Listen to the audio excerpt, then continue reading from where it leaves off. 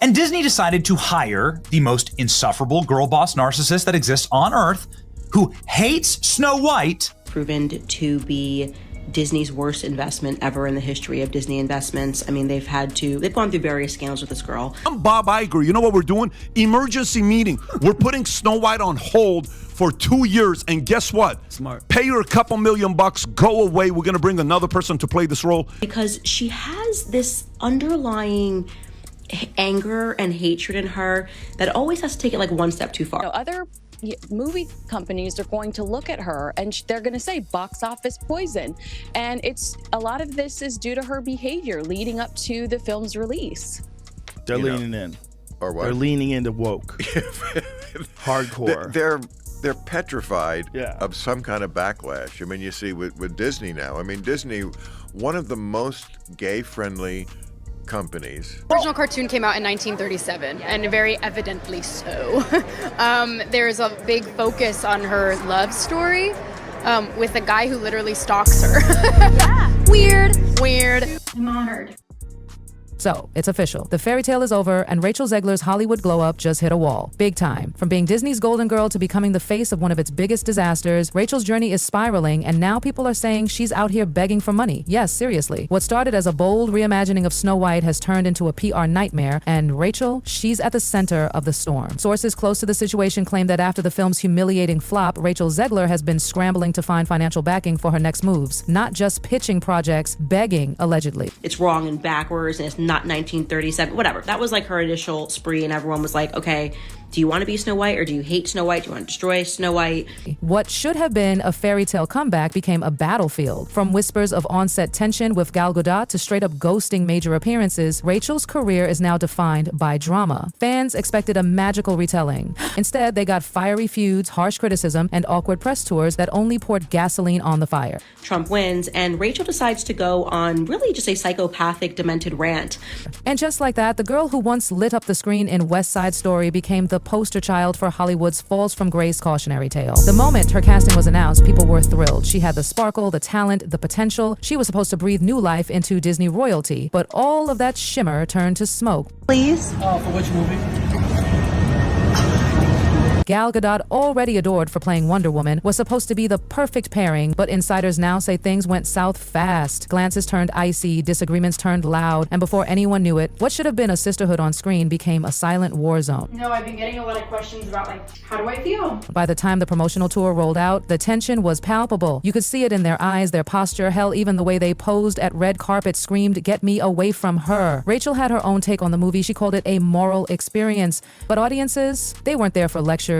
They wanted magic, nostalgia, not hot takes. So yeah, my agent would have punched me in the face if I was up there saying some stupid what an investment. And while Rachel was rewriting the script with modern lessons, fans of the original were livid. Social media exploded. Half the internet was praising her for progressiveness. The other half accused her of trashing a classic. Meanwhile, Gal kept pushing global causes, earning praise from some and side eyes from others. Great. Okay? Angry. I'm honored. I don't know why I sound so angry right now. And then came the bombshell. A major ceremony meant to celebrate Gal Gadot completely snubbed by Rachel. She didn't show. She didn't support. And let's just say the drama only got louder after that. So with Snow White, let's go through this, right? There's no prince. Woman doesn't need a prince. Oh, Lord. Really? Okay, good luck back then. Rachel claimed she wasn't comfortable with the event's politics, but for many, that translated as, I'm not here for Gal. Whether it was principle or pettiness, the damage was done. Disney had hoped for a cute bestie moment. Instead, they got a media disaster. Doesn't need a prince to save her, and not surrounded by 7 weird people. Oh, okay, just CGI fictional goblins, I guess. Rachel's refusal to attend just confirmed what the internet was already guessing. There was real beef. And the frost between them only thickened during interviews. No compliments, no warmth, just strange smiles and awkward silences. And I get it, there's a difference between spoiling and whatever, but to go out and badmouth everybody and talk smack about, older movies in the same franchise, the canon story, I guess? Yeah. I don't know, dude. I feel like they would have had better control. Things got so bad, there was a shoot where Rachel walked off set after Gal made a snarky remark. She wouldn't come back until things cooled. How do you market a fairy tale when your leads can't stand the sight of each other? That said, our primary purpose is to entertain, and where we can entertain responsibly, obviously we try to do that. We try to have a positive impact on the world. but the first thing we need to do is entertain. Critics began asking the obvious question, how can a movie like this survive such ugly behind-the-scenes drama? It didn't matter how pretty the CGI was. If the vibe was off, the audience could tell. Jonah Platt, whose father helped produce the latest Snow White film, had some very harsh words for star Rachel Zegler. For context, Variety wrote a report recently titled Inside Disney's Snow White Fiasco, Death Threats, Beefed Up Security, and a Social Media Guru.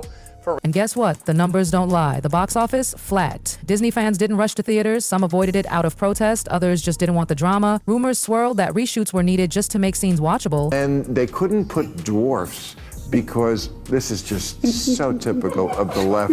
The progressives always finding a way to find their way back to doing something not progressive. With costs piling up and chemistry non-existent, Disney started scaling back marketing just to funnel money into fixing the actual movie. Some insiders claim they even edited scenes to avoid putting Rachel and Gal in the same shot. So even though woke in some sense feels like it's dead, it still has to run its course through the system. The ghosts have to get out of the machine in essence. And remember those big talk show appearances Disney planned? Gone. Kaput. The dream of watching Rachel and Gal side by side sipping coffee, laughing off the drama, never happened. Even solo interviews started getting canceled. It was clear the damage was beyond repair. This girl took the money and then decided that she wanted to go out there and, you know what, I'm gonna take my stand. Well, you should have made that stand before you took the money to promote a film, because that's not in line with your job description. Right. Rachel, who once had the world at her feet, suddenly became a gamble. She was too unpredictable, producers whispered. Meanwhile, Gal's reputation, while bruised, remained intact. Rachel didn't have that luxury. I think this is their policies coming back to bite them. They went woke. Yeah. She went out and said stuff woke that was going to hurt the film. They couldn't come out and go against her, because then you're going after somebody for saying what you say you believe. And now, the most dramatic twist yet. Allegedly, Rachel Zegler has been reaching out to key players in the industry trying to secure funds. Some even claim she's been begging Disney insiders and private financiers to help her stay afloat. The whispers grew louder. People speculated. Was this the beginning of her fall? Online debates took over. Was Hollywood failing her? Or did she do this to herself by alienating the very industry that once embraced her? At the same time, like, I think going forward, they're going to be like, hey, shut up. Yeah. Tight-lipped. Otherwise, guess what? We're clawing back some money. Yeah.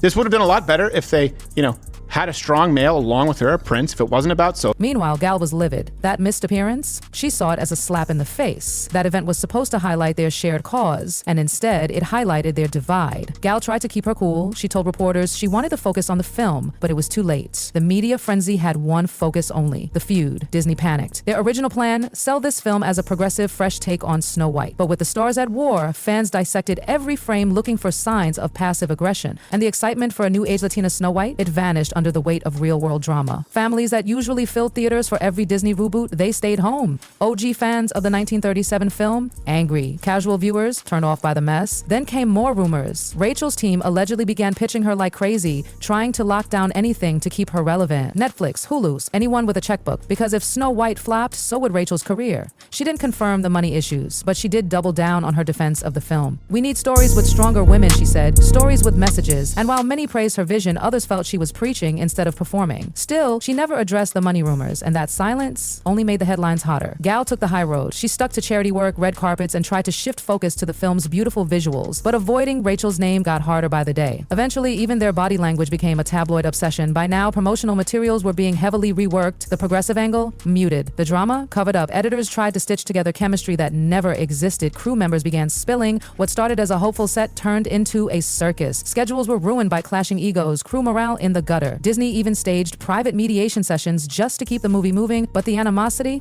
never died. Social media exploded with breakdowns of every interview, every fake smile, every side-wide, and then the most humiliating rumor dropped. Rachel Zegler was begging for money. Was it true? Maybe. Maybe not. But the damage was done. To some, she was a passionate young actress lost in a cruel industry. To others, she was a diva who pushed too far. Either way, the story was no longer about Snow White. It was about Rachel's meltdown. Opening weekend arrived and flopped. Disney tried last-minute pushes, limited appearances, streaming drops. But the hype was gone. People weren't watching a fairy tale. They were watching a train wreck. Behind the scenes, nothing changed. Rachel and Gal still avoided each other like the plague, and fans picked sides like it was a reality show. Rachel's defenders said she was trying to evolve the story. Gal's team accused Rachel of ruining the magic. And through it all, one question kept coming up in every interview, every post, every whisper. Is Rachel Zegler really out here begging for money? No one answered. But the fact that the question even existed said everything. And with that, the fairy tale turned into a cautionary tale.